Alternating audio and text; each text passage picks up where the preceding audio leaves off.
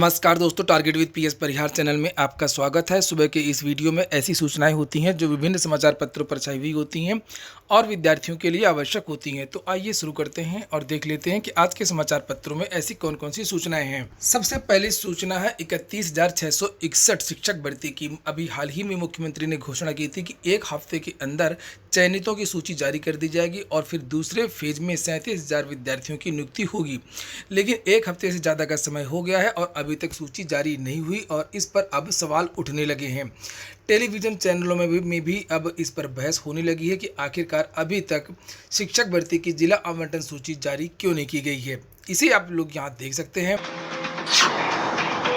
एक सप्ताह में नौकरी देने का प्लान, युवाओं को फिर झटका लगा। इंतजार कब तक?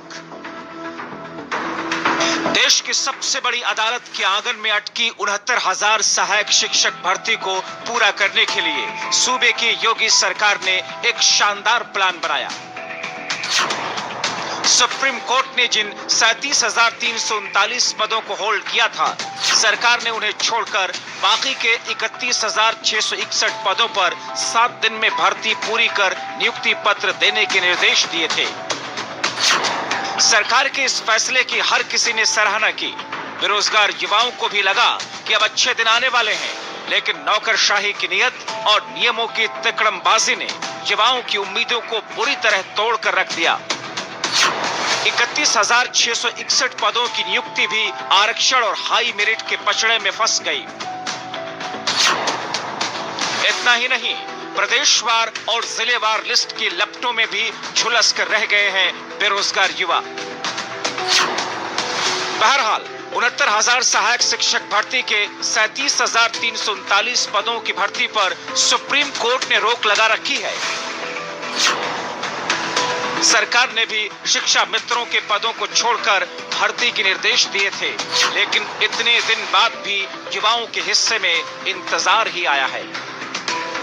बीते 19 सितंबर को मुख्यमंत्री ने आदेश दिया कि 31,000 पदों पर नियुक्ति हो, लेकिन 20 दिन बीत जाने के बाद भी अभी भी कुछ भी क्लियर नहीं हुआ, जिससे अभ्यर्थियों में निराशा है। अभ्यर्थी आपस में लड़ रहे हैं, आपस में भेदभाव हो रहा है। ऐसे में ऐसी क्या वजह है कि लिस्ट नहीं जारी हो रही, कि अधिकारी ये भर्ती करना नहीं चाहते? ये बड़ा सवाल है। लखनऊ से अमीश के साथ चंद्रमणि शुक्ला, अन्य टीवी। तो सरकार का बड़ा ऐलान क्यों हो गया धड़ाम, ये जानने की कोशिश करेंगे। मेहमान हमारे साथ जुड़ चुके हैं, उनसे आपका परिचय करा दे। कुमार अशोक पांडे जी, प्रवक्ता बीजेपी, सुरेंद्र राजपूत, प्रवक्ता कांग्रेस। का प्लान था, लेकिन फेल कैसे हो गया? देखिए, 19 सितंबर को मुख्यमंत्री जी ने कहा कि एक सप्ताह के भीतर 31,661 जो अभ्यर्थी हैं, इनकी नियुक्ति की समूची प्रक्रिया पूर्ण कर इनको नियुक्ति पत्र दे दिए जाए। हम सबको भी लगा कि भाई अब तो हो ही जाएगा। नौजवानों को भी लगा कि चलो गाड़ी कुछ तो आगे बढ़ी, स्टेशन तो छोड़ा, अभी तो यार्ड में खड़ी थी। सुप्रीम कोर्ट में फैसला रिजर्व है, 75 दिन हो गए। फिर पचड़ा फंस गया राष्ट्रीय पिछड़ा वर्ग आयोग में जाकर, पिछड़ों के आरक्षण को लेकर। फिर दूसरा एक पचड़ा फंस गया हाई मेरिट, लो मेरिट, प्रदेश स्तर पर सूची, जिलावार सूची, उस पर। और आज जब मैं ये बहस लेके आया, तब तक बेसिक शिक्षा विभाग के स्तर पर कहीं कोई क्लियरिटी नहीं है, कोई उनके पास पुख्ता रोड मैप नहीं कि सरकार के इस वचन की पूर्ति कितने दिन में होगी। ये चिंताजनक स्थिति है जी। अरे भाई, हजारों नौजवानों के जीवन का मसला है। 31,000 बच्चे कम होते हैं क्या? वो टकटकी लगाई देख रहे हैं।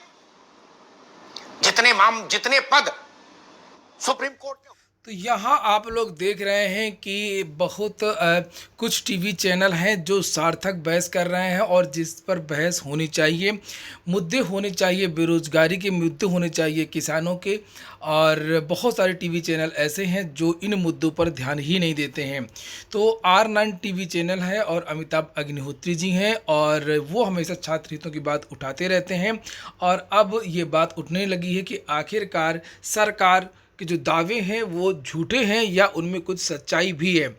इन्होंने अभी हाल ही में आपने सुना होगा, अभी इन्होंने कहा है अमिताभ अग्निहोत्री जी ने कि बेसिक शिक्षा के अधिकारियों के पास कोई रोड मैप नहीं है, कुछ भी बताने की स्थिति में नहीं है। और ये बात सही भी है कि कुछ जो है विद्यार्थी भी गए थे बेसिक शिक्षा परिषद पता करने के लिए, वहाँ से भी जानकारी यही मिली कि अभी कुछ भी नहीं कहा जा सकता कि आखिरकार इस भर्ती का क्या होगा और कब तक ये जो सूची है वो जारी होगी। और यहाँ पर एक और सूचना लिखी है समाचार पत्रों में कि शिक्षक भर्ती की जारी हो समानुपात चयन सूची। अब तो भर्ती ये इतना लटक चुकी है कि विद्यार्थियों का कहना है कि अब जल्द से जल्द ऑर्डर आ जाए, जल्द से जल्द ये भर्ती हो जाए, किसी भी स्थिति में ये भर्ती पूरी हो। अब अगली सूचना है माध्यमिक शिक्षा सेवा चयन बोर्ड की, लेकर टीजीटी हिंदी विषय का इंटरव्यू 6 नवंबर से शुरू होगा। शिक्षक भर्ती से जुड़े कई मसलों को लेकर के गुरुवार को माध्यमिक शिक्षा सेवा चयन बोर्ड की बैठक हुई। बैठक में लंबित भर्तियों पर अहम निर्णय लिए गए। बोर्ड की बैठक में टीजीटी हिंदी का विषय का इंटरव्यू 6 नवंबर से शुरू कराने पर मुहर लगा दी गई है और इसके लिए जल्द ही विज्ञापन जारी कर दिया जाएगा। और भी बहुत सारी चीज़ें इस पर लिखी हुई हैं जिसे आप लोग देख सकते हैं कि अब आने वाली जो टीजीटी है, नई टीजीटी में साक्षात्कार को खत्म कर दिया जाएगा। साक्षात्कार को तो जो पीजीटी है उसमें भी खत्म कर दिया जाना चाहिए। दोस्तों, आगे बढ़ने से पहले एक बात और, जो नए व्यूअर हैं या नए मित्र हैं जिन्होंने इस चैनल को अभी तक सब्सक्राइब नहीं किया, पहले आप लोग इसे सब्सक्राइब कर लें जिससे आप लोगों को भी इसी तरीके के अपडेट्स मिलती रहें। और जो मित्र पहले ही सब्सक्राइब कर चुके हैं वो लोग इस वीडियो को देखते ही लाइक कर दिया करें। जो मित्र शेयर कर सकते हैं वो लोग शेयर भी कर दिया करें। यहाँ पर नीचे लिखा है LT ग्रेड शिक्षक भर्ती के चयनितों की नियुक्ति का रास्ता साफ हो गया है और LT ग्रेड शिक्षक भर्ती परिषद 2018 की भर्ती पूरी करने की दिशा में उत्तर प्रदेश लोक सेवा आयोग तेजी से जुटा हुआ है। आयोग ने 12 विषयों के उन चयनितों का मामला निस्तारित करा दिया है जिनका रोल नंबर निदेशालय में गलत बता रहा था। वहीं कला महिला वर्ग में 114 चयनितों की फाइल भी निदेशालय भेजी जा चुकी है। पुरुष वर्ग की 25 चयनितों की फाइल काउंसलिंग के लिए शीघ्र ही निदेशालय भेजी जाएगी। साथ ही सामाजिक विज्ञान के रिजल्ट 10 अक्टूबर के बाद में कभी भी जारी किया जा सकता है। 10 अक्टूबर के बाद में 11 अक्टूबर है, 11 अक्टूबर को पीसीएस की परीक्षा है और ज़्यादा संभावना यही है कि अब जो पीसीएस की जो परीक्षा है उसके बाद ही LT ग्रेड के जो रिजल्ट सामाजिक विज्ञान का वो जारी हो सकता है। नीचे लिखा है कि LT ग्रेड शिक्षक भर्ती 2018 के तहत 15 विषयों में 10,768 पदों की भर्ती निकाली थी। इसमें 13 विषयों में 7,481 पदों के सापेक्ष 4,243 अभ्यर्थी सफल हुए थे। LT मोर्चा के संयोजक विकी खान का कहना है कि चयनितों को नियमानुसार फाइल न तैयार करना अधिकारियों की गलती है, चयनितों का इसमें कोई भी दोष नहीं है। अगली सूचना है नीट 2020 जल्द जारी होंगे नीट के परिणाम। HRD मिनिस्टर रमेश पोखरियाल निशंक ने कहा है कि HRD नीट परीक्षा के जो परिणाम है वो जल्द जारी कर दिए जाएंगे। उन्होंने कहा कि आगे किसी भी प्रकार की देरी ना हो, इसके लिए नीट परीक्षा के नतीजे जल्द जारी किए जाएंगे और इस बार ज़्यादा कट ऑफ जाने की उम्मीद है। कुछ सूचना SSC से हैं। लिखा SSC पुरानी भर्ती परीक्षाओं से 90,000 युवाओं को मिलेगी नौकरी। आने वाले दिनों में आयोग की ओर से लंबित परीक्षाओं के रिजल्ट अब जारी करने की तैयारी है। कर्मचारी चयन आयोग लंबित परीक्षाओं के परिणाम जारी कर बड़ी संख्या में बेरोजगारों को रोजगार देने की तैयारी में है। आयोग की ओर से आने वाले दिनों में 4 बड़ी भर्ती परीक्षाओं के परिणाम जारी करने के बाद करीब 90,000 युवाओं को नौकरी मिल सकती है। केंद्रीय सुरक्षा बलों के लिए कांस्टेबल परीक्षा 2018 के अलावा CGL, CHSL, JEE एवं जूनियर हिंदी ट्रांसलेटर परीक्षा परिणाम को अंतिम रूप दिया जा रहा है। एक और सूचना है, लिखा CHSL 2018 स्किल टेस्ट 26 नवंबर से शुरू होगा। वहीं पर SSC CGL 2018 टियर 3 के जो मार्क्स हैं, नंबर हैं, वो जारी कर दिए गए हैं। इसके बाद में एक और सूचना है, उत्तर प्रदेश लोक सेवा आयोग की जानकारी ये मिल रही है कि इस समय लोक सेवा आयोग में शीघ्रता से कार्य हो रहा है। समीक्षा अधिकारी, सहायक समीक्षा अधिकारी 2016 परिणाम के बारे में और जानकारी ये भी मिली है कि RO ARO 2016 का जो परिणाम है वो इसी महीने लास्ट में अक्टूबर के महीने में ही आ सकता है। इसके बाद में विद्यार्थी मांग कर रहे हैं प्रयागराज में कि उनका जो किराया है वो माफ़ किया जाए।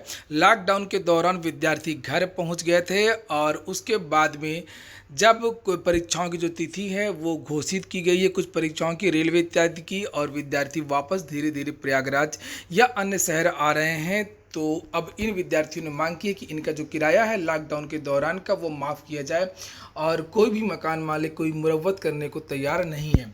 लिखा है कि डेलीगेसी में रहने वाले छात्रों ने बृहस्पतिवार को जिलाधिकारी कार्यालय में किराया माफी की मांग को लेकर ज्ञापन सौंपा। छात्रों का कहना है कि मार्च में लॉकडाउन घोषित होने के बाद वे घर लौट गए थे, अब प्रयागराज में वापस आए हैं लेकिन अपने कमरे में नहीं गए।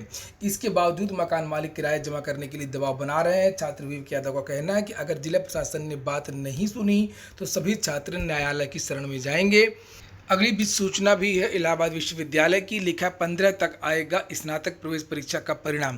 दोस्तों आगे बढ़ने से पहले एक बात और मैं बता दूं कि जिन मित्रों ने अभी भी targetwithpsparihaar.com वेबसाइट को न देखा हो या target with PS Parihar app को न देखा हो तो ऐप को ज़रूर इंस्टॉल कर लें और उस ऐप में भारत की सभी परीक्षाओं की टेस्ट सीरीज उपलब्ध है।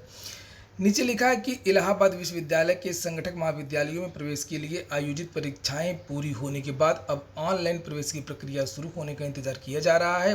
स्नातक प्रवेश परीक्षा रिजल्ट 15 अक्टूबर तक आने और प्रवेश प्रक्रिया 20 अक्टूबर से शुरू होने की उम्मीद है। इलाहाबाद विश्वविद्यालय में पहली बार ऑनलाइन प्रवेश होंगे, सो इसके लिए नई एजेंसी की तलाश शुरू कर दी गई है और टेंडर भी जारी कर दिया गया है।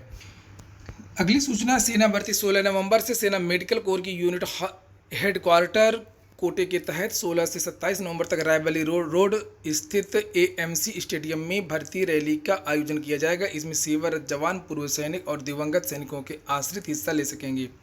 इस साल फरवरी में लखनऊ सहित 16 जिलों के अभ्यर्थियों की भर्ती रैली की लिखित परीक्षा कोरोना कारण अब तक नहीं हो सकी है। सेना मेडिकल कोर की ओर से सैनिक तकनीकी नर्सिंग सहायक, सैनिक ट्रेड्समैन और सैनिक क्लर्क एसकेटी के पदों पर भर्ती होगी। इसमें हिस्सा लेने वाले योग्य अभ्यर्थियों की आयु 17 से 23 वर्ष के बीच में होनी चाहिए। तो ठीक है दोस्तों, ये हो गया आज का वीडियो अगर आपको अच्छा लगा हो तो लाइक कर दें। जिन मित्रों ने चैनल को अभी भी सब्सक्राइब न किया हो सब्सक्राइब कर लें। targetwithpsparihaar.com पर जाएँ। पूरा वीडियो सुनने के लिए बहुत बहुत धन्यवाद।